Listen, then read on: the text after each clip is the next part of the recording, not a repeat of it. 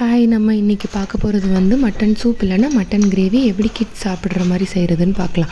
அதுக்கு நம்ம வந்து மட்டன் வாங்கிட்டு அதை நல்லா வாஷ் பண்ணி நல்லா எலும்பாக எடுத்து நல்லா சேர்த்து வச்சுக்கணும். அதில் குட்டி வெங்காயம் போட்டுட்டு இப்போ தனியாக நம்ம மிக்சியில் அரைக்கிற திங்ஸ்லாம் சொல்கிறேன்.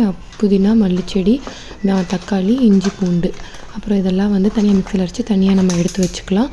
அடுத்து வந்து நம்ம குக்கரில் வந்து வெங்காயம், அப்புறம் கறி எல்லாம் போட்டு மஞ்சள், உப்பு எல்லாம் போட்டு நல்லா சும்மா மிக்ஸ் பண்ணுற மாதிரி பண்ணலாம். இதில் நம்ம எண்ணெயே சேர்க்க தேவையில்லை. பிகாஸ் மட்டனில் நிறைய கொழுப்பு சத்து இருக்கும், ஓகேவா? அதனால சேர்க்க தேவையில்லை.